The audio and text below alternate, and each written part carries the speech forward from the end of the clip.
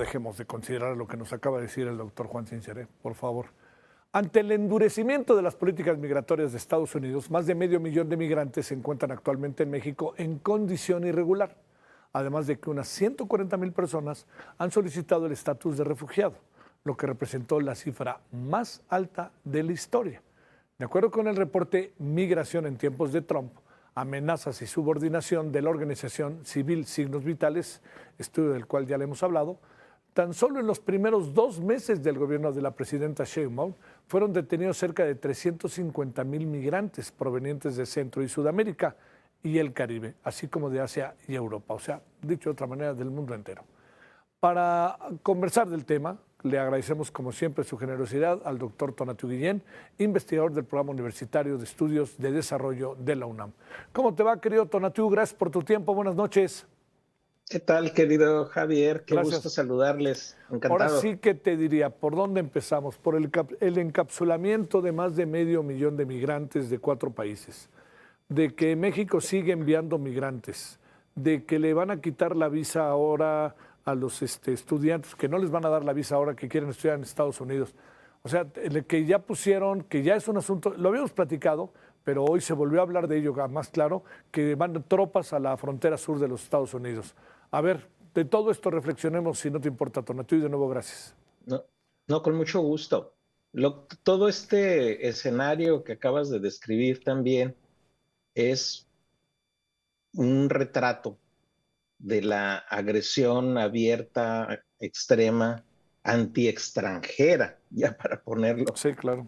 con más claridad en términos de sus efectos que está teniendo el gobierno de Trump y que lo extiende primero contra migrantes y refugiados, pero ahora en su agresividad, por ejemplo, a las universidades y a los estudiantes extranjeros, ya el tono es otro, es no solo el inmigrante irregular, sino los extranjeros.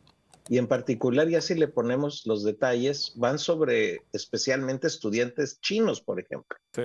Entonces son tonos que pues reflejan esto que subrayo como anti-extranjero, que tienen toda la carga racista también detrás y que implica políticas de exclusión que no habíamos visto, pues yo creo que en décadas. O sea, ya parecía que estos tiempos de actitudes tan burdas, tan groseras, son de una época de barbarie que se supone que ya no la teníamos y ahora está en plena acción. Entonces sí estamos en ese tono anti-extranjero. México se ha alineado, eso es la verdad, desde junio del 19 con cada vez más a las exigencias y lineamientos que pone el gobierno de Estados Unidos con todo tipo de amenazas, como fue en el 19 los aranceles y como vuelven a ser también ahora aranceles. Y el caso es que también México se endurece. Para dar el ejemplo más claro, la frontera entre los dos países está abiertamente militarizada del lado de Estados Unidos. Y esa también es un escenario que no teníamos registrado de esa manera, pero tiene el efecto de convertir a migrantes y refugiados en invasores, en el sentido literal de la palabra, de amenazas de la seguridad nacional de ese país. Entonces, niñas, niños, personas que están intentando asilo en un país, protección en un país, son convertidos en invasores. Y lamentablemente del lado mexicano también ya pusimos a 10,000 soldados a través de la Guardia Nacional. Sí. Entonces el efecto es una durísima contención de la movilidad. Ya prácticamente nadie llega a la frontera de Estados Unidos. Los números los pasamos de los más altos de la historia en diciembre del 23 a los más bajos de la historia en marzo, abril del 25. Sí. De 300,000 eventos en el diciembre del 23 a poco más de 10,000 recientemente. De ese tamaño es el giro. Y eso obliga, como subrayas, a que muchas personas se quedaron en México. Francamente, el número es muy difícil de calcular. Hay cifras como la que señalas de 500,000, hay quien dice que son 900,000 personas, pero creo que el número real es abajo de estas cifras, porque para darte un ejemplo, se cuenta como personas en México a las detenciones que hace el INM. Y sí, en el 24 fueron más de 1 millón de las detenciones que hizo el INM. Y es un registro administrativo, pero que no equivale directamente a personas. Y doy el ejemplo más claro. Como tenemos una política de contención circular interna, esto es que a las personas se les detiene no una vez, sino 2 o 3 Sí, veces claro. cuando suben a la frontera y los regresan. Es un registro más. Entonces, las cifras en número real de personas es mucho menor. Pero igual es una situación muy grave. No dejan de ser muy, muy grave. Y lo vemos en las calles de la Ciudad de México, con incomodidades de vecinos y luego agresiones de vecinos y tonos un poco agradables contra las personas migrantes que están en una posición y situación súper vulnerable. O los vemos en el sur todavía, en Tapachula o en las ciudades del norte, y no hemos reaccionado como dice nuestra ley que debemos reaccionar.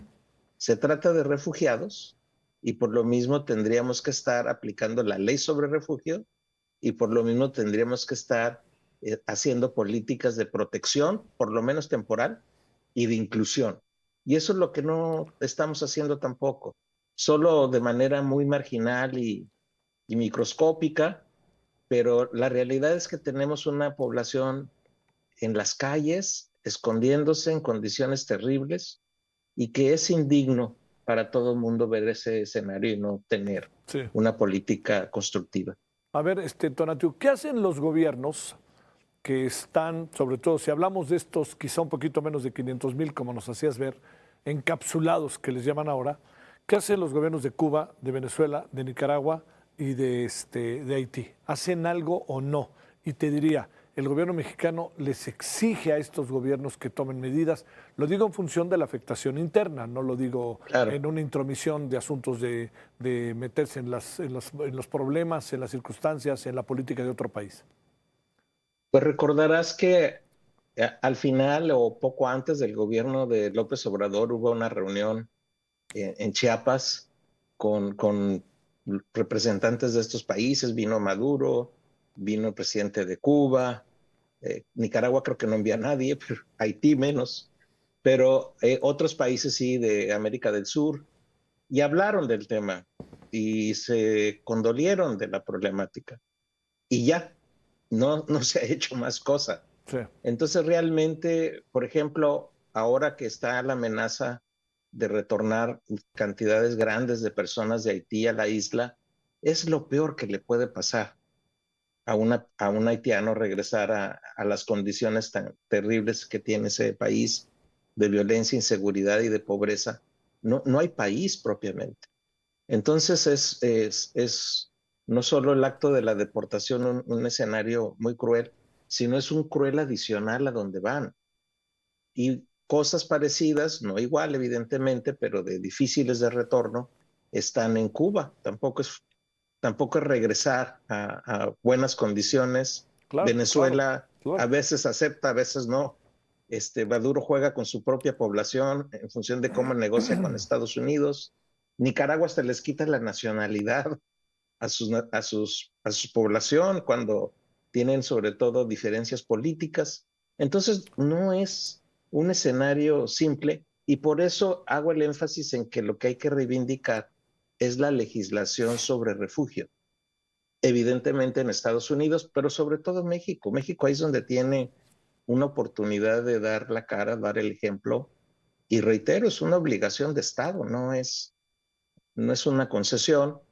Y hablar muy directamente, muy explícitamente con estos gobiernos de que son responsables en gran medida de lo que está ocurriendo con su población en el exterior y francamente no los veo mínimamente preocupados.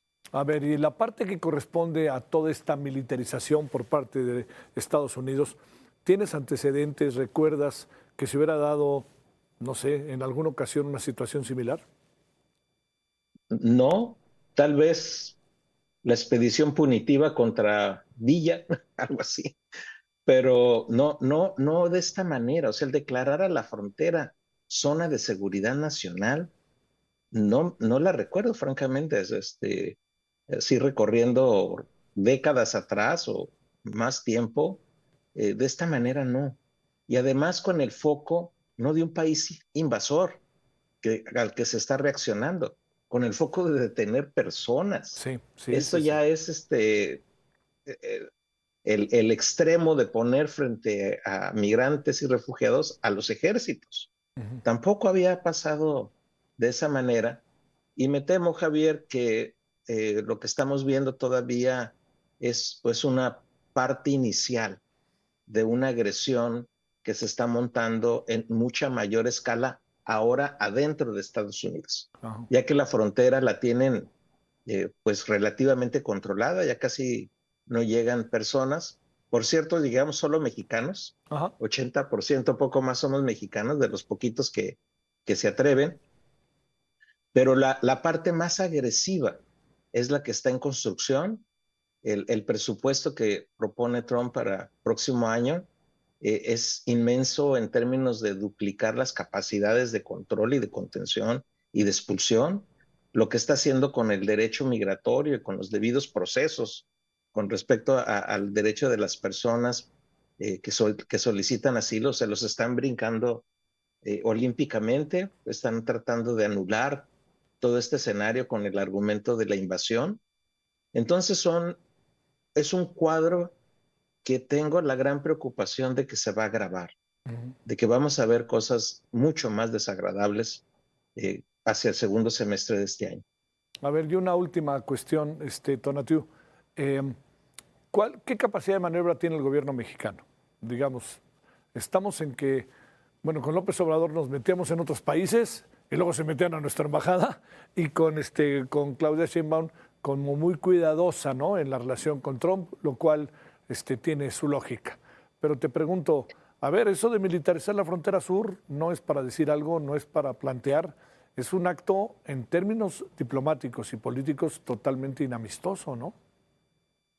Sí, pero es una agresión que en forma no es contra México, es contra lo que Trump ya definió por su cuenta como criminales y como Sí, claro, invasores y amenazas de la seguridad nacional, cierto. aunque vayamos mexicanos en el paquete. Ahí estamos totalmente siendo ahorita absoluta mayoría de las personas Que que cruzan. llegan a la frontera sur de Estados Unidos.